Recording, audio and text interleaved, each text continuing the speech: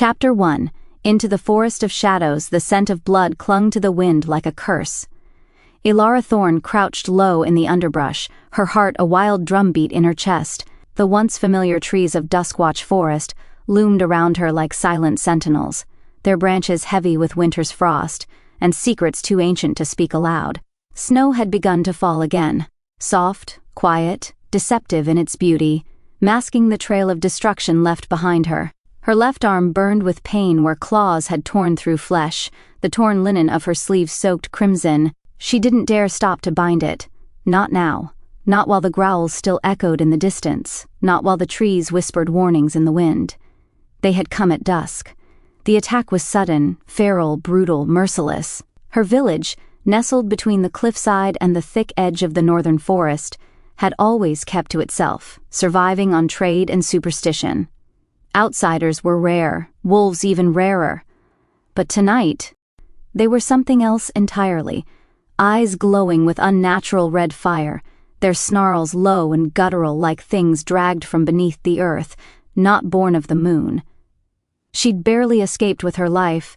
Elara, someone had screamed, her neighbor, old Marin, before being silenced by a sound that still echoed in Elara's ears, bone cracking under jaw.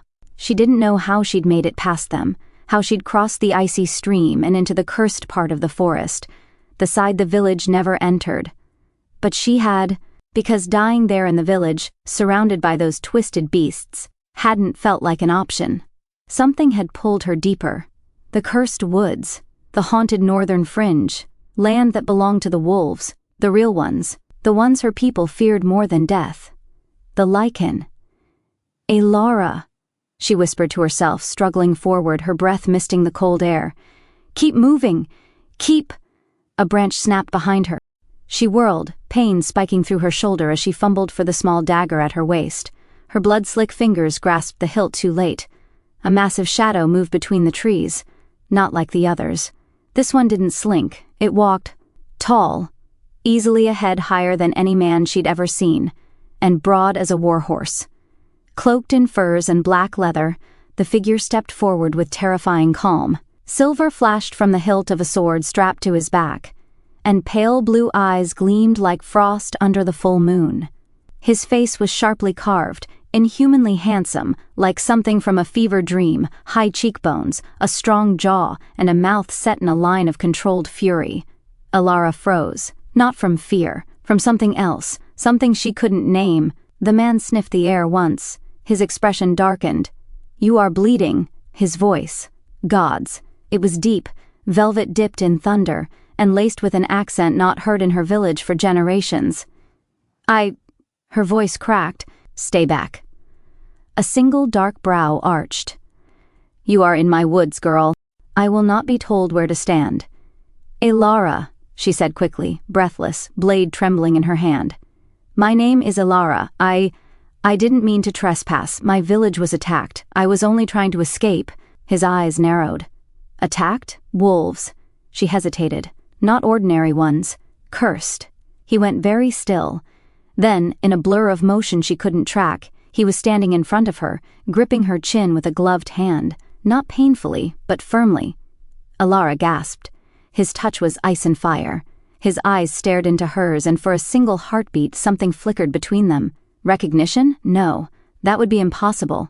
Then he spoke again. You carry the mark. Her heart stumbled. What? The mark of the moon-blooded. He pulled aside the torn fabric of her tunic, exposing the crescent birthmark on her shoulder, the one she'd always hidden, the one that had begun glowing faintly ever since the night she first bled under a full moon at 16. You shouldn't exist, he said, voice low. You should be dead. So should you, she shot back, adrenaline rising. That earned a faint twitch at the corner of his lips, not quite a smile. Then, in one swift motion, he lifted her off her feet. What are you doing? She shouted, struggling. You are wounded. You reek of blood. If I leave you here, you'll die. If the rogues find you, they will rip you apart. I am taking you back. Back where? She demanded, kicking. Let me down. He didn't answer. But as she was slung over the shoulder of the most terrifying, magnetic man she had ever encountered, one who shouldn't have existed outside the old stories, Elara knew two things with bone-deep certainty. First, she was now in the heart of the cursed lands. Second, she had just been found by the Lycan King. Chapter 2. The kingdom of ash and moonlight. Elara awoke to the scent of snow, firewood, and something darker. Earthy and ancient, like old stone and wild magic. At first, she thought she was dreaming. The bed beneath her was far too soft, the air far too warm. Her last memory was of a frozen forest, the thunder of her own heart, and the cold strength of the man who had lifted her like she weighed nothing at all. No, not a man. A Lycan, a creature of legend. Her eyes snapped open. A heavy canopy of black velvet hung above her, embroidered with silver threads in the shape of crescent moons and stars. Faint light filtered through slitted windows carved high in the stone wall, casting long, angled shadows across the chamber. Her surroundings were austere yet elegant. Stone walls with ivy curling in the corners, an ironwood writing desk carved with sigils, and a crackling hearth set into a granite arch, its fire throwing amber light against dark tapestries. She pushed herself up and groaned. Pain tore through her shoulder where the rogue's claws had ripped deep. Her arm was freshly bandaged, the linens clean and soaked with a faint-smelling herbal poultice. Someone had tended to her. She flinched as the door opened. He entered as if conjured by her thoughts. The Lycan King, Kaelen. He didn't storm into the room. He strode, the way mountains might walk if they could, tall, regal, and terrifyingly beautiful in a stark, otherworldly way. His black coat was still dusted with snow from outside, the fur collar brushing against the sharp line of his jaw. A few strands of dark hair had fallen free from the tie at his nape, shadowing his eyes, those unnatural, storm-blue eyes that had seen far too much. Elara sat straighter in bed, clutching the heavy quilt to her chest. "Where am I?" "You are in Nythera," he said, "the Shadow Court." She stared. "No one has crossed into Nythera in over 50 years, she whispered. "No one was allowed," he corrected. "And I, what? Slipped through your borders like a foolish girl and ended up in a fairy tale?" Her voice rose with disbelief. "A nightmare one?" He didn't smile. Kaelen walked to the fire and stoked it with a single gloved hand, his movements precise. "You nearly died. I would have rather taken my chances out there than be brought here by someone who thinks throwing me over his shoulder is an acceptable way to make introductions." "You're welcome," he said dryly. Her mouth dropped open. He finally turned, folding his arms across his chest. His expression was unreadable, stern, guarded, a king carved of night and frost. "You crossed into sovereign territory carrying the mark of the moon-blooded. You reeked of cursed blood and prophecy. Forgive me for being cautious." Elara narrowed her eyes. "Stop saying that. Moon-blooded. Prophecy. What does it mean?" His gaze bored into her. "You were born under a rare alignment," he said slowly, as though testing each word. "Your blood carries something old, something forbidden." Her throat went dry. "But I'm human." Kaelen looked away, jaw flexing. "There are no true humans in Nythera." She swallowed hard. "Then what am I?" He was quiet for a moment. "Then that remains to be seen." A knock interrupted them. Kaelen called out in a language she didn't understand, harsh and fluid, like wind over stone. A moment later, the door opened to reveal a tall woman with copper skin and tight braids twisted with moon-silver thread. She wore armor that gleamed like frost, and her eyes, golden and sharp, scanned Elara with visible suspicion. "This is Captain Lysara Vane," Kaelen said. "My second." The woman gave a curt nod. "You're lucky the king found you before the ferals did. They've been circling closer these past moons." "I've seen them," Elara said. "They attacked my village." Kaelen's expression darkened. "Then they've crossed the border as well," he murmured. "That changes things." He turned to Lysara. "Double the sentries at the southern ridge. We may have a breach. And send word to the seer. We'll need her counsel." Lysara's brows rose slightly. "The seer? For her?" Kaelen's voice dropped to a cold warning. "Do not question me in front of guests, Captain." Lysara gave another tight nod and left without another word. Elara stared after her. "Your people hate me. They fear what you may represent." "And what is that?" she asked. Kaelen met her eyes. "The end of the curse, or the beginning of something worse." He turned away before she could answer, walking toward the door. But before leaving, he paused. "There is a feast tonight. You will attend. I'm not..." It was not a request. He left her with that and the heavy silence that followed. That evening, Elara stood before the tall mirror in her borrowed chambers, fidgeting with the laces of the midnight blue gown she'd been given. It fit too well. Someone had taken her measurements while she was unconscious, unsettling. But she had to admit the gown was beautiful, made from velvet soft as flower petals and stitched with a crest of Nythera, a crescent moon cradled in the jaws of a wolf. Torchlight flickered along the halls as she was escorted through the fortress by a silent maid. The place was massive, gothic and shadowed, built into the heart of the mountain itself. Statues of wolves and ancient warriors lined the corridors. Symbols she didn't recognize pulsed faintly along the walls, wards perhaps, or reminders of a magic long buried. The feast was held in a towering great hall where twilight light streamed through stained glass, casting pools of red, gold, and indigo across the stone floor. She felt every eye turn toward her as she entered. Lycan nobles sat at long carved tables, cloaked in black and silver. Most had wolfish features, sharp cheekbones, pale eyes, an unnatural stillness that hinted at what lurked beneath their skins. She was the only human, the only outsider.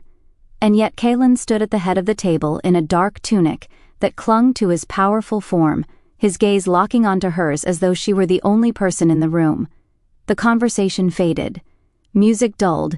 He beckoned her forward. She moved, pulse hammering, heat creeping into her cheeks. When she stood beside him, he turned to the room. "You see her, the girl who bears the mark." Whispers rippled like wind across the gathering. Kaelen's voice remained calm but powerful. She was hunted, wounded, left for dead. Yet she crossed our border, survived the forest of shadows. And now she stands in the heart of Nythera, alive. He turned to her. That cannot be a coincidence. His eyes bore into hers. "You were found, Elara Thorn. Found by the king." And in that moment she realized something chilling. This wasn't a feast, it was a test. And she had just stepped into the heart of something ancient and dangerous, and it had seen her back. He finally turned, folding his arms across his chest. His expression was unreadable, stern, guarded, a fortress of control. Elara could feel the intensity of his gaze as surely as if it were touch, unflinching, assessing, like he was peeling her apart layer by layer to understand what she was and why she had been sent. No, not sent, found. "Why am I here?" she asked, struggling to sit straighter despite the searing ache in her shoulder. "Why didn't you just leave me in the woods?" A long pause followed. Then he answered simply, "Because you are not what you seem." The statement hit her like a slap, unwarranted, intimate in a way he couldn't possibly understand. It wasn't just the words, but the way he said them, like he knew something she didn't. Like he had seen something in her blood, her scent, her mark. She gritted her teeth. "I'm a healer's apprentice. I grow herbs, mix potions, tend wounds. That's what I am." "No." His tone deepened. "You are moon-marked." Elara stiffened. The mark again, the faint, silvery crescent birthmark on her shoulder that had pulsed the night she turned 16, glowing faintly whenever the full moon rose. She had never told anyone, not even her mother before she passed. It had always felt like something forbidden. "How do you know about that?" she asked quietly. "I saw it," he said, "and I felt it. When I touched you, the moonblood called to me." Moonblood. A word pulled from the oldest stories, whispered around bonfires in her childhood. Myths of ancient bloodlines, women born under a cursed moon, said to carry the magic of both wolves and witches. All supposedly extinct. "It doesn't mean anything," she said. "It's just a birthmark." "It's nothing." Kaelen walked toward her slowly, his boots silent against the black stone floor. He didn't draw a weapon. He didn't raise his voice. But his presence alone was thunder. "You may believe that. You may even want it to be true. But it is not nothing, Elara Thorn.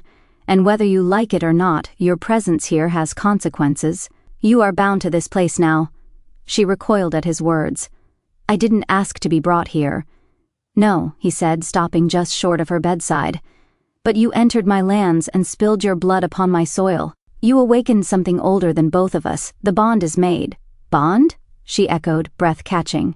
"What bond?" He looked down at her for a long moment, eyes unreadable. The ancient pact, the old laws, blood that spills under the moon, on Lycan land, under the king's gaze. He paused. "You're bound to me now." Elara laughed, sharply, bitterly. "You think I belong to you because I bled on your damned forest floor." His jaw ticked. "This is not possession. It is power. Magic older than your village, older than your herbs and superstitions. You crossed into my realm on a full moon, marked by the moonblood, wounded by cursed beasts. That is not coincidence. I don't care about your laws, she snapped. I want to go home. There is no home left for you, he said flatly. The words slammed into her like a fist. She stared at him, throat tightening. What do you mean?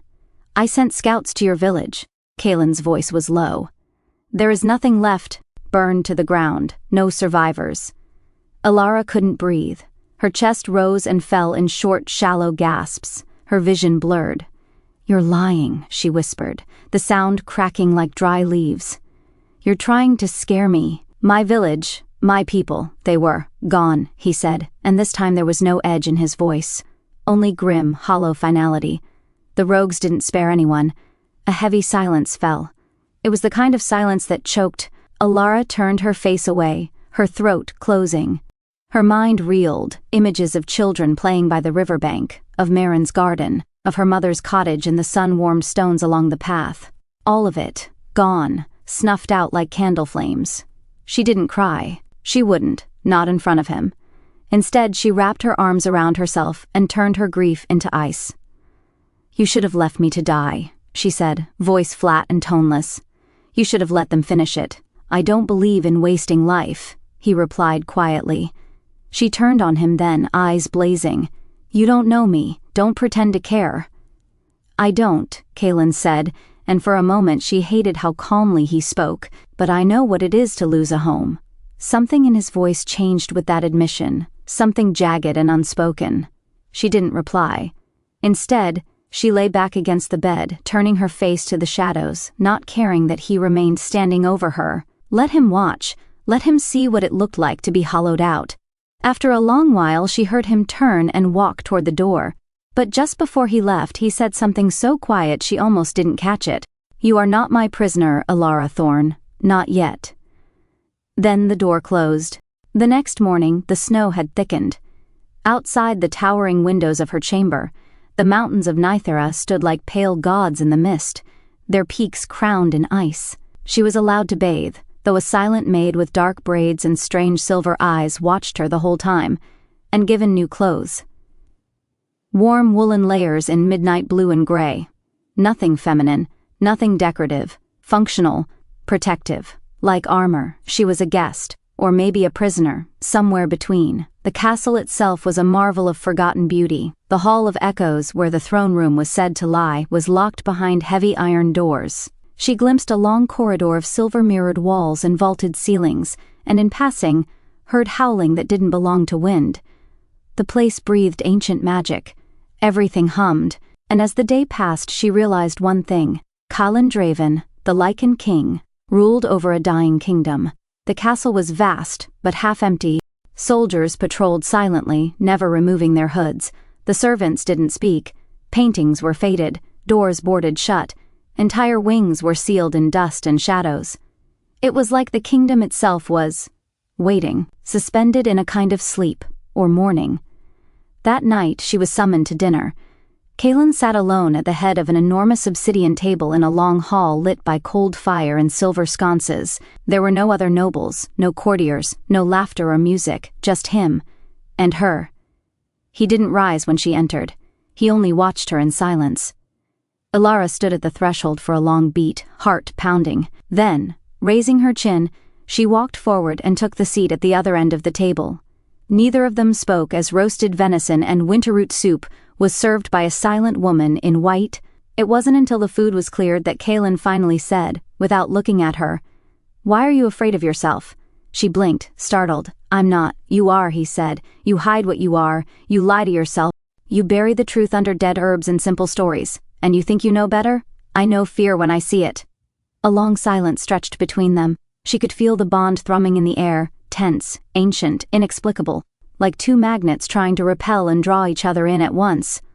"I'm not afraid of what I am," she said finally. "Then stop running," he said.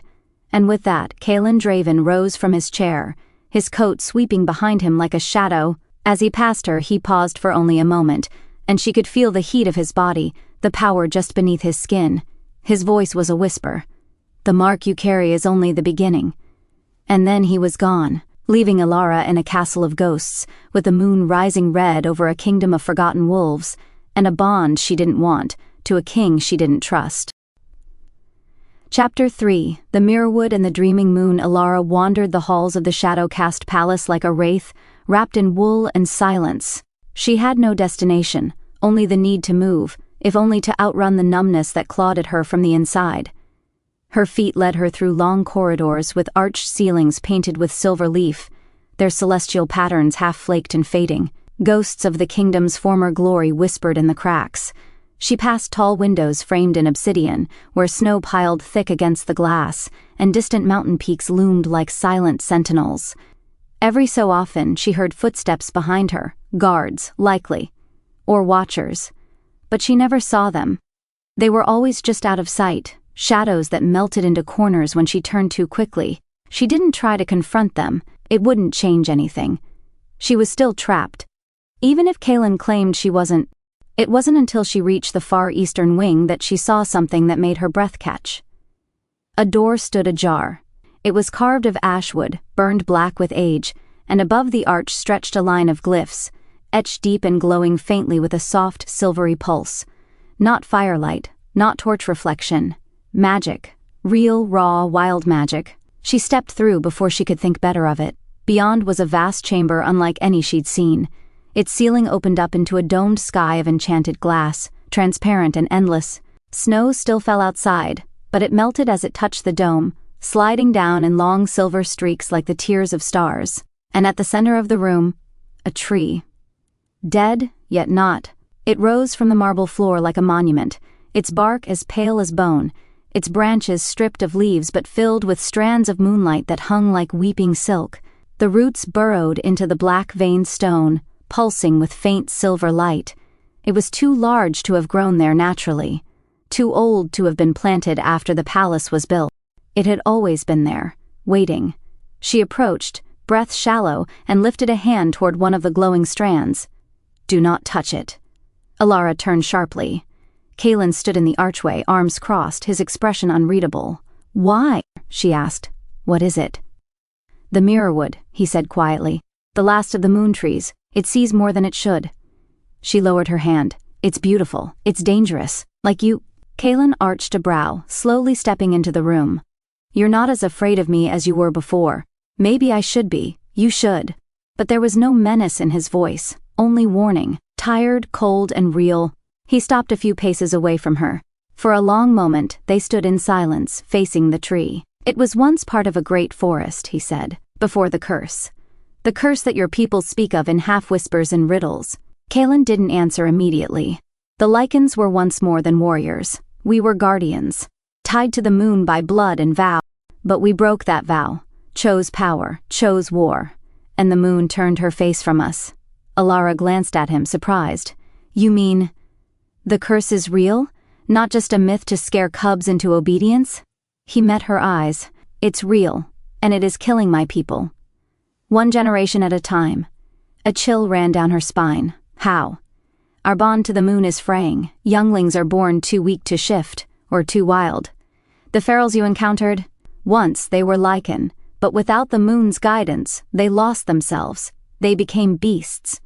Elara's heart ached as she recalled the savage eyes of the rogue that had torn into her shoulder. She remembered the way its mouth twisted, not in hunger, but in madness. "I've seen what they become," she said softly. Kaelen looked away. The old bloodlines were supposed to be gone, buried with the last moon priestess, but now you appear, marked, moonborn, and very much alive. "I didn't ask for this," she said. "I don't want to be your answer. I just want to understand why this is happening." Kaelen turned his full gaze on her, and something dark and ancient shimmered behind his eyes. "Then we begin with the dreams." That night, the room she'd been given changed overnight. When she returned from the mirrorwood, she found her bed replaced with one made of twisted silverwood, its headboard carved with lunar runes. Soft pelts lined the floor. A new gown hung near the hearth, this one more elegant than the last, deep indigo velvet with silver thread curling like vines across the bodice. She didn't touch it. She didn't sleep. Not at first. She stared into the fire, listening to the wind outside whisper across the snow-drowned peaks, until exhaustion took her. And then the dream came. She stood on a field of black sand beneath a crimson moon. All around her, wolves circled, not animals, shifters. Lycan, glowing with inner fire, their eyes lit gold or silver, their bodies draped in war paint and blood. They chanted in a tongue older than any she'd heard, their voices rising like wind in a storm. At the center of the circle stood Kaelen. Bare-chested, marked with scars and ritual ink, he raised a curved blade to the sky, and the moon answered. It split open, bleeding silver light, and Elara felt it. Inside her, her skin burned, her blood hummed, her bones cracked with pressure and promise. When she looked down, the mark on her shoulder glowed with silver fire. She screamed and awoke, gasping, slick with sweat, eyes wide. Moonlight poured through the window like molten glass, bathing her bed in pale light. Her heart thundered, her hands shook. Someone knocked. She knew who it would be before she even heard the voice. "Elara," Kaelen said. "Open the door." She rose on trembling legs and did. He stood there, still dressed in black, his eyes shadowed with something unreadable. "You felt it too," she whispered.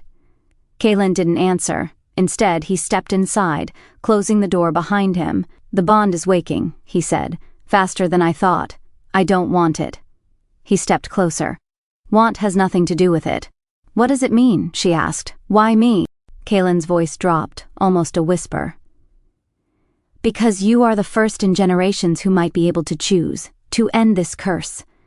Elara felt the weight of his gaze, the tension between them humming like a live wire. Her breath caught.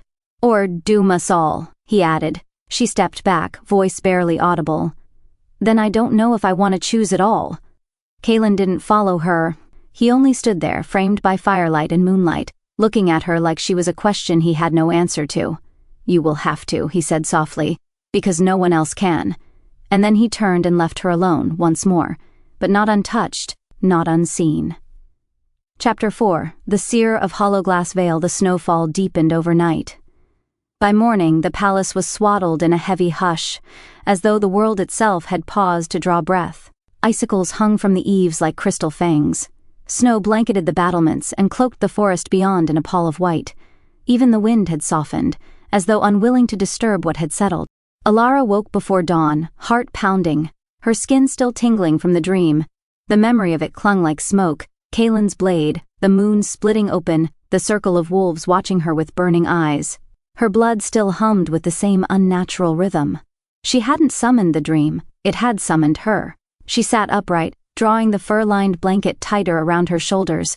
The silver mark on her skin had stopped glowing, but the heat beneath it lingered, like a fading ember. She traced it with trembling fingers and whispered to the shadows, "What are you trying to show me?" As if in answer, someone knocked. Not Kaelen this time. A different rhythm, lighter, quicker, curious. She opened the door to find a young woman standing there with snow in her braids and a fur cloak too large for her narrow frame. "I'm Maeve," the girl said with a broad smile. Her eyes were a startling silver, and her presence crackled with a strange energy Elara couldn't place. "His Majesty says you need answers." Elara blinked, still half asleep. "He sent you?" Maeve grinned, more like he allowed me. "The king doesn't send anyone, we just do what he permits. Where are we going?" Maeve tilted her head, to see the seer, of course. Before Elara could protest, the girl turned and marched briskly down the corridor, calling over her shoulder, "Bring your cloak, and boots that bite into snow. Hollowglass Vale doesn't take kindly to the unprepared." They rode out before sunrise on two massive fur-covered steeds bred for deep mountain travel. Elara's mare was black as pitch with intelligent eyes and a slow, deliberate gait that made her feel both stable and watched. They didn't ride through the main gates. Instead, Maeve led them down a narrow side path through an arch that shimmered faintly in the cold light, the way moonlight does when it hits frozen water. The wards, Maeve explained, protected the king's roads, paths that no outsider could walk without permission, even if they tried. "This is the Vale?"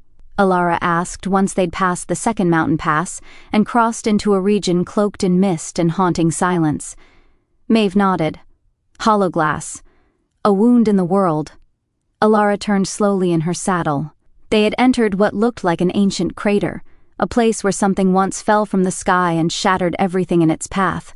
The trees were bent and silver-barked, their limbs twisting toward the sky in silent anguish.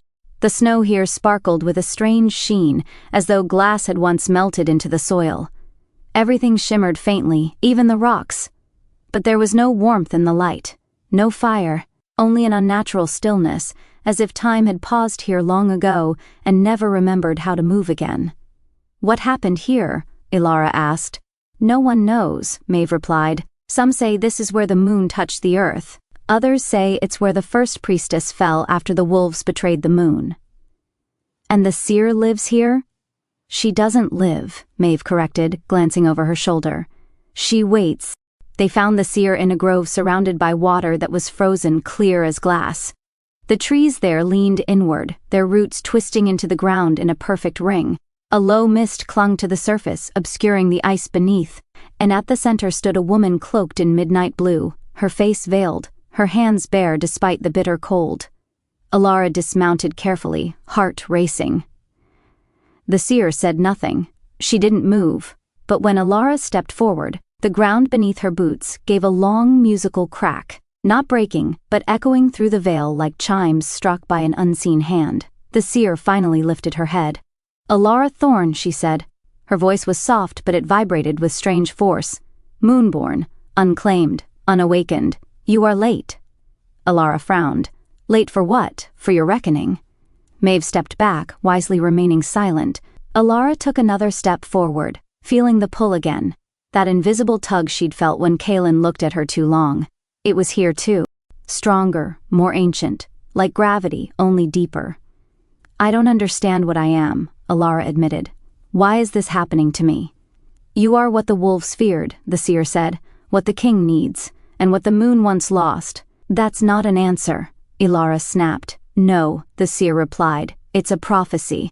Elara's mouth opened, but the seer turned and gestured toward the grove. "Come. The mirror is ready." In the heart of the frozen clearing, a wide pool lay like glass, still, perfect, untouched. The seer knelt beside it and gestured for Elara to do the same. "This is not water," the seer whispered. "This is memory. Magic." Moonlight made solid. Elara hesitated but knelt. The surface of the mirror rippled as her reflection stared back, framed by frost and trees, eyes wide and uncertain. "Touch it," the seer commanded. Elara obeyed. The moment her fingertips met the surface, the world shattered. She was falling through memory, through blood, through truth. She saw her mother's eyes, saw them glow silver under moonlight. She saw a circle of women in a forest clearing, chanting beneath the stars. She saw herself, born in blood and snow, the mark on her shoulder burning like a brand, as wolves howled in the distance. And she saw Kaelen, not as he was now, but younger, bloodied, screaming at a burning tree as his people knelt in chains, his eyes wild, his hands broken. He had tried to fight it, tried to save them, but it hadn't been enough. Elara gasped as the vision spat her out. She collapsed backward, breath ragged, the frost stinging her lungs. "What was that?" she whispered. "The truth," the seer said. "You carry moonblood through your mother's line. You are the last of the priestess lineage." Elara's head spun. No, that's not possible. You were hidden, protected. But the curse found you anyway. Now it will use you, unless you choose. Choose what? The seer leaned forward. To bind, or to break. The ride back was silent. Maeve offered no comfort, only a thick cloak and a glance now and then. She understood, perhaps, that what Elara had seen was not something one talked about. When they returned to the palace gates, dusk had fallen. Kaelen was waiting. He stood beneath the arch, his cloak billowing slightly in the rising wind, his expression unreadable. When Elara dismounted, she didn't wait for permission. She marched straight up to him and shoved her hand against his chest. "You knew." Kaelen didn't move. "I saw you," she hissed. "The burning tree, the chains. You knew who I was all along." "I suspected," he said, low and quiet. "You should have told me. You weren't ready." Her hand curled into a fist. "I am not your solution, Kaelen Draven." "No," he agreed. "You are my equal."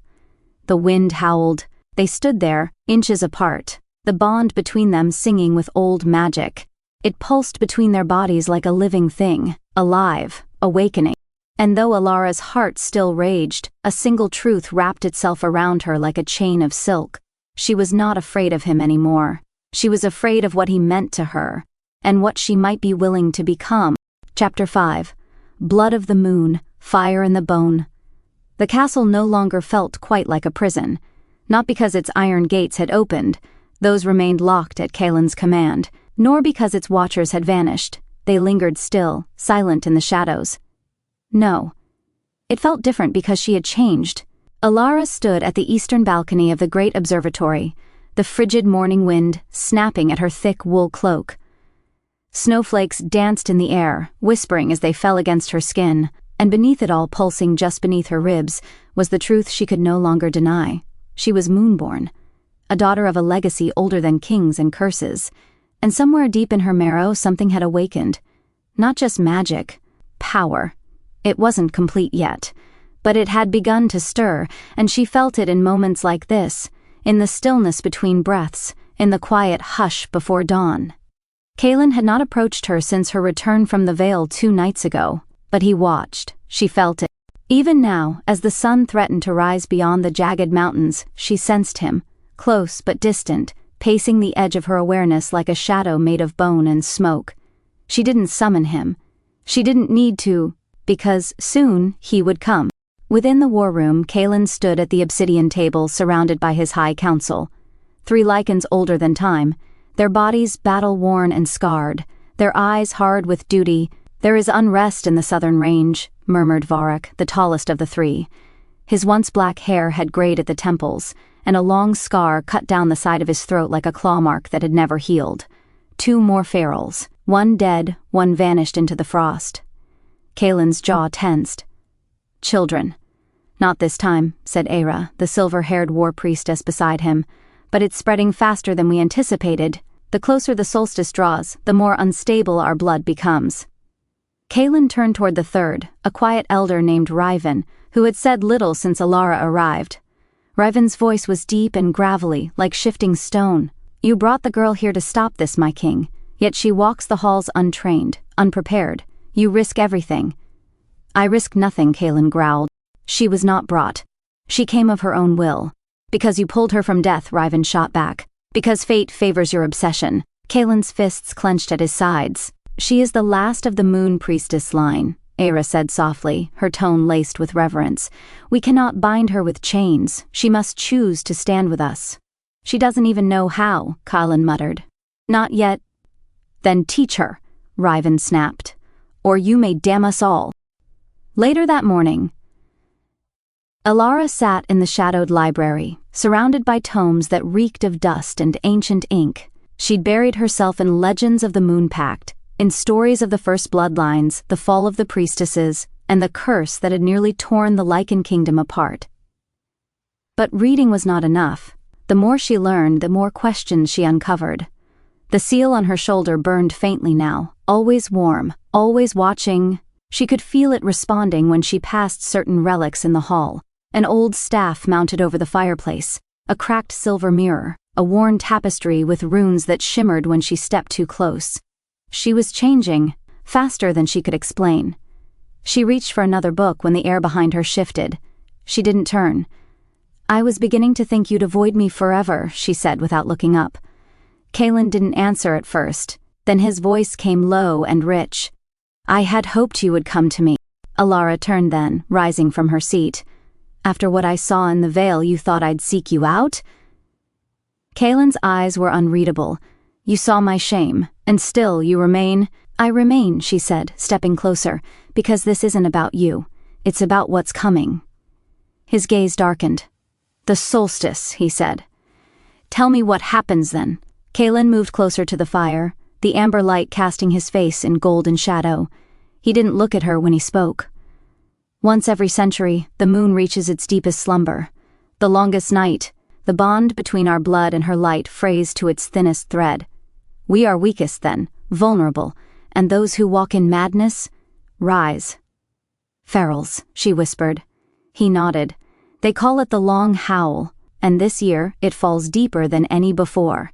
If we are not bound, if the curse is not answered, more than half our kind will not survive the season." Elara's throat tightened. "What does that mean for me?" "It means," Kaelen said, finally turning to her, "that you must begin the rite." She stared at him. "What rite?"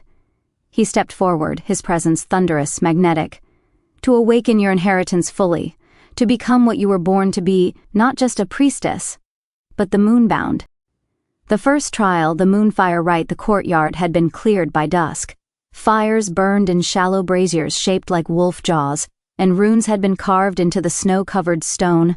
Elara stood barefoot in the center, robed in a gown the seer had sent by Raven, woven from deep blue silk threaded with silver veins that pulsed faintly in the moonlight. Her seal glowed bright on her shoulder now, humming with pressure and heat. Kaelen stood at the edge, his eyes locked on hers. He wore no crown tonight, no armor, only a simple black tunic and the authority of a king too weary for lies. Elara stepped forward from the line of silent witnesses and knelt at Elara's feet, offering a single vial of luminous liquid, moonfire. Elara accepted it. "Drink," Elara said, "and walk the flame." Without breaking Kaelen's gaze, Elara lifted the vial and drank. It was like swallowing liquid stars. Pain lanced through her, sharp and hot, spiraling up her throat and down her spine. Her knees buckled, but she remained upright, gasping, eyes glowing silver bright. The fire responded. The braziers flared, and a path opened between them, lined with glowing embers that did not burn but sang. She walked, step by step. Each pace brought a rush of visions, wolves running through trees, the moon weeping silver over the sea, her mother holding her as a babe and whispering prayers in an ancient tongue. And then she saw Kaelen, alone, kneeling before a stone altar, his hands covered in blood, his voice breaking as he cried out to the moon, "Give them back, take me instead." She stopped in her tracks. Kaelen had never told her of this moment, but she saw it, felt it. He had tried to trade his life for theirs, his warriors, his pack, and the moon had refused. The bond between them snapped taut, hot, raw, unbearable. She fell to her knees as light poured from her seal, illuminating the courtyard in a surge of silver. And then, silence. When she opened her eyes, Kaelen was beside her, his hands on her shoulders. "Elara," he whispered, "you saw too much." She looked up at him through tear-streaked lashes. "I saw you." He closed his eyes. "I would have died to undo the curse, but it never wanted my death." Elara reached up, her fingers brushing the edge of his jaw. "It wants my choice," she said, "and I haven't made it yet." "No," he said, voice hoarse, "but you will." They were still kneeling in the circle of firelight, surrounded by ancient eyes, but in that moment it felt like the whole world had narrowed to the space between his breath and hers. The king and the priestess, the broken and the becoming. The bond had begun to bloom, and the solstice was coming. Chapter 6. The Ghosts of the Blood. The night after the moonfire rite was the longest of Elara's life. Not because she could not sleep, but because she dared not. Something had changed inside her, not in the obvious way, not something she could point to in the mirror or feel with her hands. It was subtler than that, deeper, like the ground itself had shifted an inch under her feet, and now every step felt unfamiliar. The castle seemed to breathe differently when she walked through it. The shadows whispered when she passed. The ancient stone vibrated faintly with awareness. Doors that once remained stubbornly locked now swung open for her without a word. And in the halls where portraits of old kings and queens hung heavy with dust and silence, she could feel the weight of unseen eyes tracking her every move. The past watches the chosen. She remembered the seer's words and clutched the moon pendant at her throat, feeling it pulse once, like a heartbeat not her own. Tonight was not a night for sleep. Tonight was for the second rite. The summoning of the blood. The summoning circle, the grand hall, had been transformed. Gone were the tables and banners and braziers. Instead, a single vast circle of ash and salt had been drawn on the black marble floor, wide enough to contain 10 men standing shoulder to shoulder. At each cardinal point stood a flame, north, south, east, and west, burning blue, white, gold, and red, respectively. And in the center of it all, Kaelen waited. He wore ceremonial armor tonight, though not the heavy kind of war. This was ritual armor, etched with runes of the old tongue, the sigils of the first pack gleaming against the leather and steel. When Elara entered, the hum of magic deepened. He turned toward her, and for a moment, just a heartbeat, his mask slipped. The king did not look at her as his subject tonight. He looked at her as something much more dangerous, his equal. "Elara Thorn," he said, voice carrying through the charged air. "Daughter of the moonblood. Will you answer the call of the blood?" She stepped into the circle without hesitation, her bare feet barely whispering against the stone. "I will." Kaelen extended a hand, not a command, not a demand, an offer. She placed her hand in his. The bond between them snapped into place again, sizzling across her skin like a brand.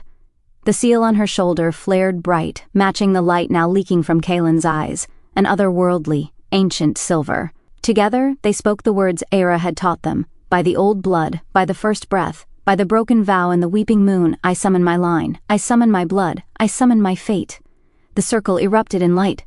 Elara gasped as the air around them thickened, vibrating with the force of generations.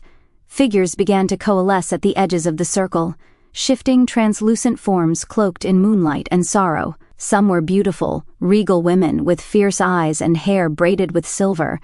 Others were soldiers, warriors with scars crisscrossing their ghostly skin. A few bore crowns, tattered and broken, and all of them watched her. Judging, Kaelen released her hand and stepped back, leaving Elara alone in the circle. The first spirit moved forward. She was tall and imperious, her long hair bound with leather thongs and her robes stitched with runes Elara could barely comprehend. Her voice, when it came, was like the cracking of ancient ice. "Why do you come to us, child of broken vows?" Elara's throat tightened, but she forced her chin up. "Because the blood calls," she said. "Because the moon remembers." The spirit tilted her head, considering. Then she struck without warning. A wave of cold slammed into Elara, driving her to her knees. Pain bloomed in her chest, not physical but emotional. Memories surged. Her father dying on a battlefield she had never seen, her mother weeping alone by a frost-covered grave, nights of hunger and fear and loneliness she thought she had buried. "You are weak," the spirit's voice snarled in her mind, "unworthy." Elara gritted her teeth. "I am not weak," she gasped. "I survived. I endure." The spirit lashed out again, this time with visions of betrayal. Of those she had trusted turning away, abandoning her. She saw the face of the man she once loved, Farron, his mouth twisted in scorn as he left her behind. "You are nothing," the spirit hissed. "I am mine," Elara shouted, rising shakily to her feet. "I am Elara Thorn, and I do not kneel to ghosts." The light flared again. The spirit reeled back, and another figure stepped forward.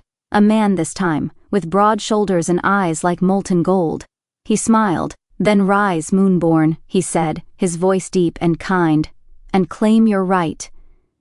The other spirits nodded slowly, their hostility softening into something else.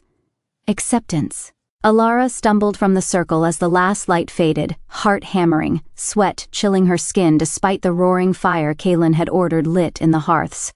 He caught her before she could fall. "You did better than any before you," he murmured against her hair, his arms strong and steady around her trembling frame. "I thought I was going to break," she whispered. "You did," he said, "and you remade yourself stronger." For a long moment, she allowed herself to lean into him, feeling the thud of his heartbeat against her cheek, the steady rise and fall of his breath. She had faced the blood, she had survived, and she was no longer alone, but peace was fleeting in Kaelen's kingdom. That same night, a raven arrived at the palace. Its wings were painted with sigils of blood and ash, a declaration of war. Kaelen read the parchment it carried in silence, his face carved from stone. Riven and Elara flanked him, their expressions grim. "What does it say?" Elara asked, still wrapped in her thick cloak by the fire. Kaelen's hand tightened on the message until the parchment crumpled in his fist. "Alpha Meron of the Broken Fang tribe demands the Moonborn be surrendered into his custody before the solstice. He claims the rite has failed, that you are an abomination, not a salvation." Elara's stomach twisted. "And if we refuse?" she asked quietly. Kaelen's smile was a terrible, beautiful thing, sharp as a blade, cold as the winter wind. "Then he will come for you by force." Chapter 7. Steel Beneath the Silence. The days that followed the raven's arrival turned the castle from a sanctuary into a fortress. Walls that once welcomed were reinforced with iron and runes. Gates that once creaked open with the rising sun now remained shut, guarded by Lycans whose eyes never ceased to scan the horizon. Everywhere Elara turned, she found soldiers training, bare-chested in the snow, their swords flashing like fire against the pale light. She heard the clash of steel at dawn and the low rumble of war councils late into the night. and through it all Kaelen became something harder, colder. Not cruel, not yet, but distant in a way that seared deeper than anger. He was preparing for war, preparing to lose, preparing to die, and she hated him for it. The first morning after the declaration, Elara stood at the windowsill of the observatory, staring out across the frozen plains toward the jagged edge of the dark wood where Meron's forces would gather. "You're doing it again," came a low voice behind her. She stiffened. "Doing what?" she asked without turning, staring at death as if you could will it to stand down. Kaelen moved to stand beside her, his arms crossed, his expression unreadable. The morning light caught the scar across his brow, the one that disappeared into his hairline, and for a fleeting moment, Elara wondered how many battles he had survived alone, how many friends he had buried. "Maybe I could," she said, chin lifting. "Maybe I'm more dangerous than you think." Kaelen's mouth twisted, not quite a smile, not quite a sneer. "I do not doubt your strength, Elara Thorn. I doubt your timing." Her hands fisted at her sides. "You're so convinced you're the only one who can bear this weight," she said, "but you won't even let me try." His golden eyes locked on hers, burning with something raw. "You are not ready." "I decide that," she snapped. Kaelen's jaw tightened. A muscle jumped in his cheek. For a long moment, neither of them moved. Finally he spoke, his voice low, ragged. "If you fall before the solstice, we are lost. I am not willing to gamble the fate of my people on your pride." "It's not pride," she whispered. "It's hope." That silenced him. Hope. The word tasted foreign in this place of blood and duty. In his world, hope was a liability, a weakness. But in hers, it was the last thing you clung to when the night grew too dark to see. Without another word, Elara turned and strode from the room, her heart hammering like a war drum. Elara found her in the practice yard an hour later. "You should be resting," the priestess said, surveying Elara's trembling arms as she hefted a practice staff almost too large for her. "I should be fighting," Elara snapped, sweat dripping from her temple. Elara smiled grimly. "Very well, fight me." Before Elara could blink, the older woman struck. The staff cracked against Elara's ribs, sending her sprawling into the snow. Pain bloomed instantly. Elara didn't wait for her to rise. Another strike. Another. "Faster!" the priestess barked. Elara scrambled to her feet, rage burning hotter than her bruises. She swung clumsily, but Elara sidestepped easily, rapping her knuckles with the end of the staff. "You rely on anger," Elara said. "It makes you reckless." "Good," Elara hissed through her teeth. "Maybe I need a little recklessness." "No," Elara said sharply, circling her like a predator. "You need control." Another strike, this time aimed at her knees. Elara barely dodged, instinct screaming. Her body moved before her mind caught up, her staff flashing up to block the next blow. The clash of wood against wood echoed across the yard. "Better," Elara murmured. Again. Hour after hour they trained. Elara learned to move without thinking, to feel the shifts in the air that warned of an attack, to use her smaller size to her advantage, slipping under Elara's larger strikes like a shadow. Her muscles screamed, her vision blurred. But she did not yield. By nightfall she was too exhausted to stand, and still she smiled grimly at Kaelen as she passed him in the hall, her limp barely noticeable. "I am not fragile."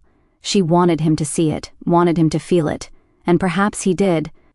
Because later, as she soaked her bruised body in the steaming baths fed by the hot springs beneath the castle, she found a single token left for her on the stone bench.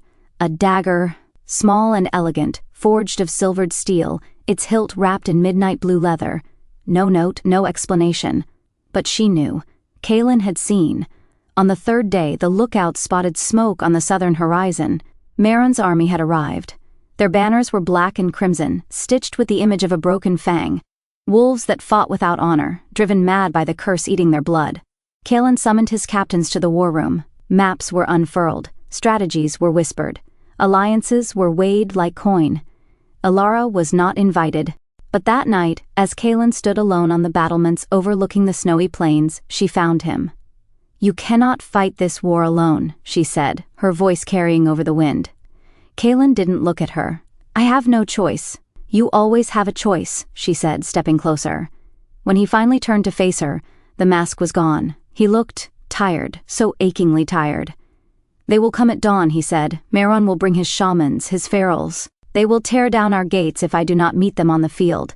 Then let me stand with you, Elara said fiercely. He laughed, bitter, broken. I would shield you even from the stars if I could, and I would burn for you if it meant saving this kingdom, she shot back. The words slipped out before she could stop them, raw and terrible and real. Kaelen froze. For a heartbeat the world stopped turning, then he crossed the distance between them in 3 long strides, his hands catching her face, his breath harsh in the frigid air. You don't know what you're offering, he rasped. Then teach me, she whispered. For a moment, just one, he looked like he might kiss her, but instead he rested his forehead against hers, shuddering with restraint. The solstice, he said hoarsely. After the solstice, if we live, if the blood accepts you, I will not deny myself again. Nor will I, she whispered back. They stood there as the first snowflakes of the night fell around them, the bond between them a living, breathing thing. Not yet. But soon. Very soon. Chapter 8. Blood on the Snow. The final hours before the battle were wrapped in a silence so profound it pressed against Elara's skin like a second, suffocating cloak. No one spoke unless they had to. Squires moved swiftly through the castle halls, passing out weapons, fitting armor, tightening belts with shaking hands. In the lower yards, soldiers checked and rechecked their shields under the blood-red lanterns that marked the time before dawn. The air was sharp with the scent of iron and wood smoke and something older, something darker, the smell of fate. Above it all, from the tallest tower, the castle's great horn waited, its mouth pointed toward the frozen fields beyond the walls. 1 blast would mean to gather, 2 would mean to fight, 3 would mean the castle had fallen. Elara tried not to think about the 3rd. She stood in the armory while Era bound her wrists in strips of rune-etched leather, wards against spirit magic and blood sickness. Her armor was not like the others. She wore a long coat of reinforced midnight blue leather, lighter and more flexible than plate, with silver embroidery winding across the sleeves and hem. Protective sigils of the moonblood line. Over her heart was stitched the old crest, a full moon cradled by a wolf's jaws. When Era finished, she stepped back and handed Elara the silvered dagger Kaelen had gifted her. You will not stand on the front lines, Era said firmly, voice brooking no argument. Your place is with the king. Guard him, strengthen him. Your bond may be the difference between victory and annihilation. Elara swallowed hard and nodded. Outside, a lone raven cawed, an ugly, ragged sound. Stay in the light, Moonborn, Era whispered, pressing 2 fingers to Elara's brow in blessing. Stay. The blast tore through the stillness like a knife. Elara jerked upright, heart hammering against her ribs. In the distance, black shapes were moving across the snow. Wolves the size of bears, feral Lycans twisted by dark magic, their eyes glowing sickly green. Behind them came the warriors of the Broken Fang, leathery-skinned men and women clad in tattered pelts and bone armor, howling and shrieking as they charged. At the head of the army rode Meron himself. He was not what she had expected. He was young, almost boyish, his face unmarked by the scars of battle. But his smile was a gaping wound of madness, and the twin axes he carried were slick with some dark, pulsing substance that did not look like any normal metal. Poisoned blades. Kaelen stood at the forefront of their own forces, cloaked in black, a massive 2-handed sword strapped across his back. When he turned toward her, his golden eyes met hers, and held, no words, none were needed. Stay alive. Stay with me. The armies met with the sound of 1,000 drums. The ground shook. Elara fought to stay on her feet as the first wave of feral Lycans smashed into the shield wall. Steel screamed against claw and tooth. Men and women roared and fell and rose again. Kaelen moved through the chaos like a force of nature, his blade carving a path through Meron's forces, his strikes precise and brutal. Elara stayed close behind him, her dagger flashing when any enemy got too close, her other hand wrapped around the pendant at her throat, channeling what little power she had learned to summon. At first, it was enough, but Meron was clever. He had not come only with brute strength. He had brought the bone shamans. They appeared behind the second wave of soldiers, tattered figures draped in wolfskins, their hands stained red, their mouths chanting in a tongue Elara did not recognize. Where they pointed, the dead stirred. Fallen soldiers, both friend and foe, shuddered, their broken bodies rising jerkily to fight again, driven by the shaman's foul will. Panic rippled through Kaelen's ranks. Even the bravest warriors hesitated to strike down their own brothers, who now attacked them with blank, weeping eyes. Kaelen snarled and shouted orders, trying to regroup. But the tide was shifting. And then, Mehron came for him. Kaelen saw him coming. He planted his feet in the snow, sword raised, waiting. Mehron rode a massive black wolf, its eyes twin pits of void, its breath steaming like molten tar. "Kaelen!" Mehron screamed across the battlefield, voice cracking with glee. "Come and face me, coward, or shall I take your precious moonborn first?" His gaze flicked to Elara, and he smiled. That smile lit a fire in her blood, hotter than anything she had ever known.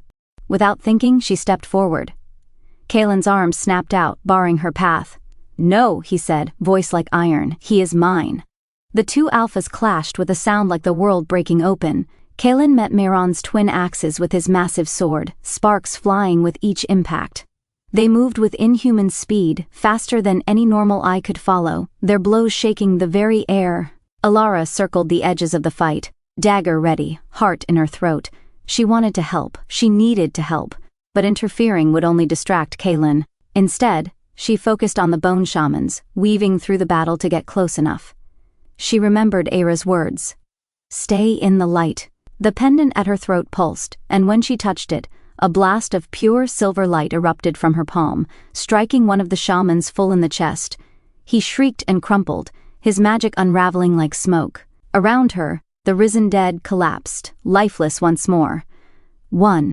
She moved to the next, and the next, her magic growing stronger with each shaman she felled. Across the field, Kaelen and Mehron fought on, neither giving quarter, neither yielding. But Mehron fought dirty. He fainted low, then flung a handful of ash into Kaelen's eyes. Kaelen staggered, blinded for a crucial heartbeat. Mehron's axe flashed toward his exposed side. Elara did not think. She moved. She reached Kaelen in time, knocking him aside with her whole body. The axe meant for his ribs bit into her shoulder instead. Pain exploded through her, white-hot, staggering. She screamed, but stayed on her feet. Kaelen roared in fury, grabbing Mehron by the throat and slamming him into the ground with earth-shaking force. The duel turned feral, no longer a clash of kings, but of beasts, teeth and claws, blood and rage. Elara stumbled back, clutching her bleeding shoulder, watching through a haze as Kaelen finally, drove his sword through Mehron's heart. The traitor gasped, blood bubbling from his mouth, and died with a look of disbelief.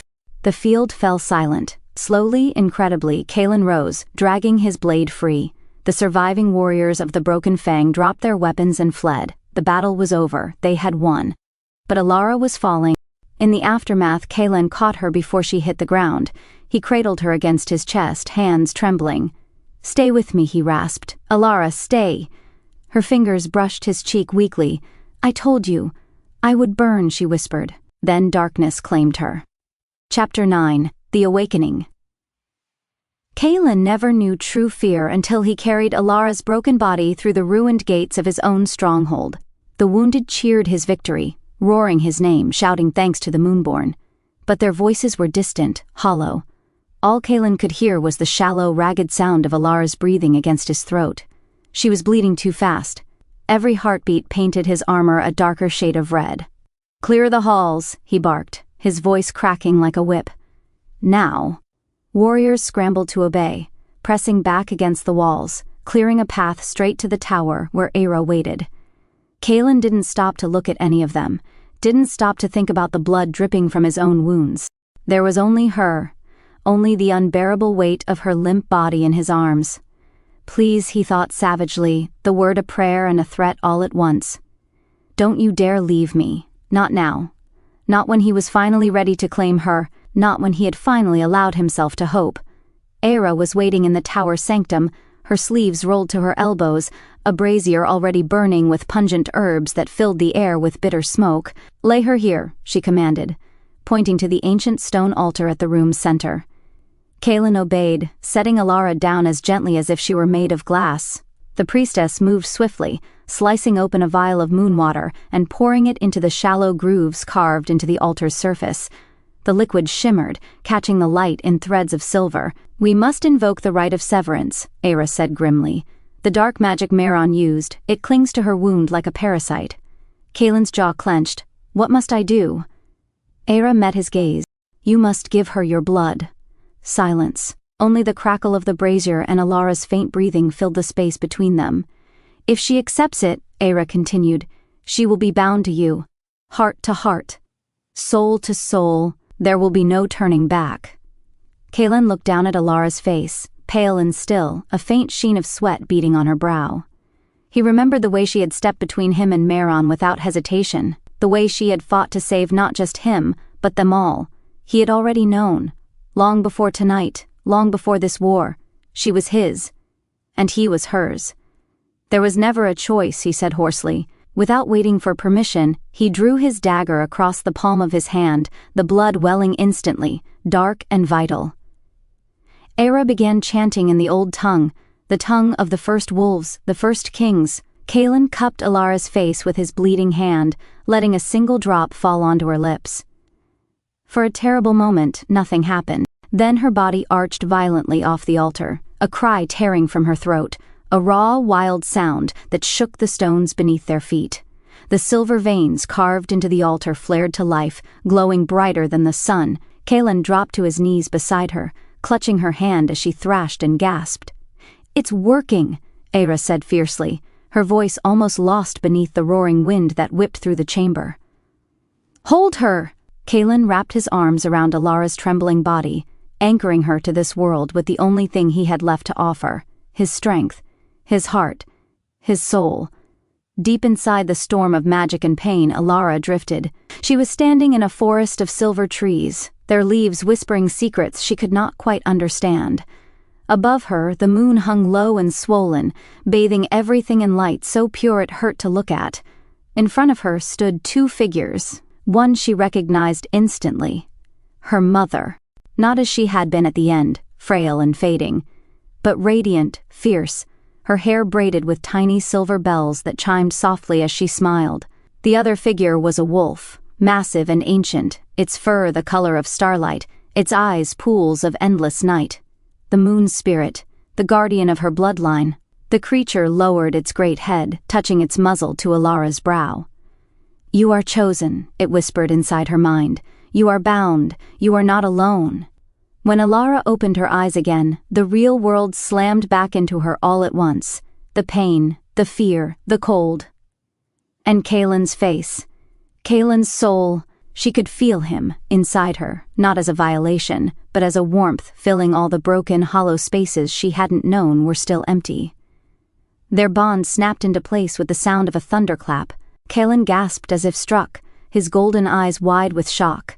And then he was pulling her into his arms, crushing her against him, whispering her name over and over like a litany. Elara, Elara, Elara, she clung to him, her hand fisting in the bloody fabric of his tunic. I'm here, she croaked. I'm here, Kaelen.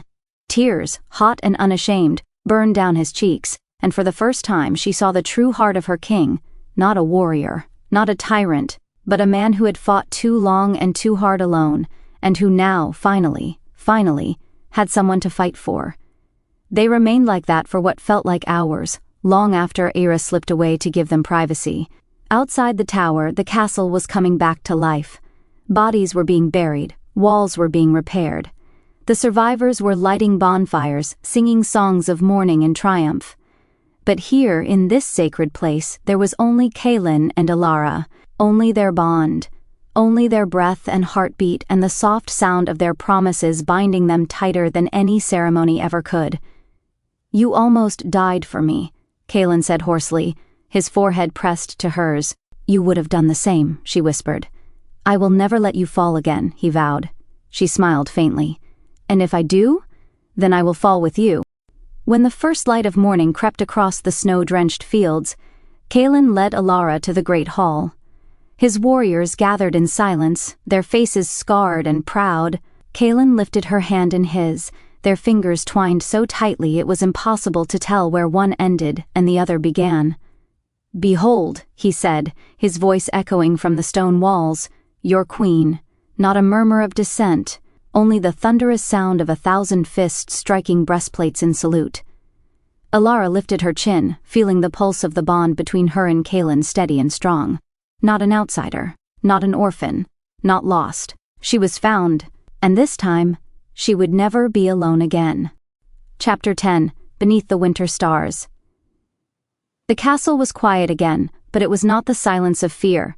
It was the hush of survival, of beginnings. The wounded slept in the lower halls, the fires burning low and steady in their hearths. Patrols moved through the outer wards, cautious but unhurried, their vigilance no longer laced with panic.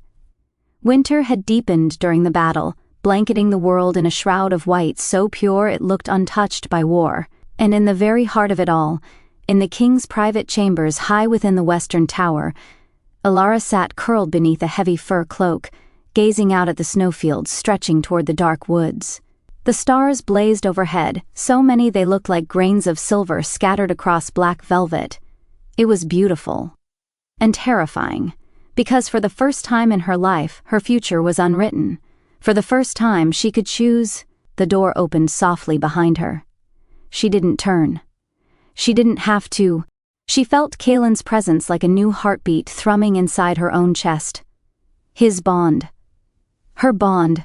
She heard the soft scrape of his boots against the stone floor, the faint clink of armor as he shrugged off the last remnants of battle, and then the warm weight of his hand on her shoulder, grounding her.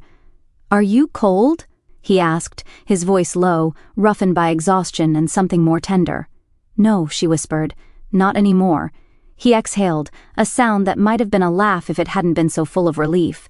Slowly, carefully, he sat beside her, not crowding, not demanding, just there. The fire crackled behind them, throwing shifting patterns of gold and crimson across the ancient stones. For a long moment neither of them spoke. They simply were, two souls stitched together by blood and battle, finding their rhythm in the aftermath of chaos. At last, Kaelen reached out, brushing a lock of hair from her face with a touch so gentle it made her chest ache. "You almost died," he said, the words heavy with guilt. "You didn't let me," she replied. "You shouldn't have had to take that wound. It was my fight." "It was our fight," she corrected softly. "Yours and mine." He closed his eyes briefly, the tension in his jaw easing. "You amaze me, Elara Moonblood," he murmured. "You were thrown into a world not your own, into battles not your own. And still you stood beside me, still you chose to fight." She smiled faintly. "I chose you." The simple truth of it hung between them, brighter than any vow. He opened his eyes then, and she saw it, the raw, breathtaking depth of feeling he no longer tried to hide. And slowly he leaned in, not to claim, not to conquer, but to ask. Elara met him halfway, pressing her forehead against his. The bond flared between them, warm, steady, alive. "You are mine," Kaelen whispered, the words a vow stitched from the deepest part of him. "And I am yours, always." "Always," she breathed. Their first kiss was not the desperate clash she had expected after everything they had endured. It was slow, unbreakable, a sealing of all the promises they had yet to speak aloud. His lips brushed hers once, twice, before deepening, his hands cradling her face as though she were the most precious thing he had ever held. And maybe she kissed him back with every shard of herself she had left, every scrap of stubbornness and hope and love she had hidden away for so long. Kaelen groaned low in his chest, pulling her closer, until there was no space left between them, until she could feel the steady thunder of his heart against hers. They kissed until the stars wheeled overhead and the fire died low, until the world outside the tower ceased to exist. Much later, they lay tangled together beneath the firs, Kaelen's arm a heavy protective weight around her waist. Elara rested her head against his bare chest, listening to the slow, steady beat of his heart. For the first time in years, she felt safe. Not caged, not beholden. Safe. "Tell me something real," Kaelen said suddenly, his voice a low rumble vibrating through her. She smiled against his skin. "Something real?" "Yes." She thought for a moment, then said, "I used to be afraid of storms." He shifted slightly so he could look down at her, his expression soft and curious. "Why?" "Because they always meant change was coming. And when you live in someone else's house, in someone else's world, change usually isn't good." Kaelen's hand tightened gently on her waist. "You're not in someone else's house anymore," he said fiercely. "This is your world now. You have the power to shape it. With me, Tears pricked her eyes, not of sadness but of a wild, aching joy she didn't know how to contain. She lifted herself up on one elbow, looking down at him. "I want that," she whispered. "With you, you have it," he said, cupping the back of her neck and pulling her down into another kiss, deeper and sweeter than the first. A kiss that tasted like forever. Later, they rose and stepped out onto the narrow balcony that overlooked the entire valley. The sky had begun to lighten in the east, staining the snowfields with the first pale blush of dawn. Kaelen held her hand, lacing their fingers together. Together, beneath the fading stars, they spoke the ancient words of the Lycan Kings. "I vow my heart, my life, my blood. I vow my strength, my soul, my future. Bound by the moon, sealed by the stars. One heart, one soul, one pack." The magic of the oath wrapped around them like a cloak, the bond pulsing once, twice, and then settling into a steady, eternal thrum. Elara rested her head against his shoulder, closing her eyes, and for the first time since the world had cracked open beneath her feet, she let herself believe she was no longer lost. She was found. Chapter 11. Storms on the horizon. The light of dawn spilled gold across the snow, painting the world in hues of rose and fire. But inside the castle, an older, colder battle was beginning to stir. Kaelen stood at the head of the council chamber, his shoulders squared beneath the heavy mantle of the Wolf King's authority. Beside him, Elara sat in a high-backed chair crafted from dark yew, her presence a living symbol of the change sweeping through the Lycan Kingdom. The room was filled with the leaders of the surviving clans, hulking warriors in battered armor, silver-haired elders with sharp eyes, emissaries cloaked in their tribe's colors. Some looked at Elara with curiosity, others with open suspicion, and a few with poorly concealed resentment. She was not born of their blood.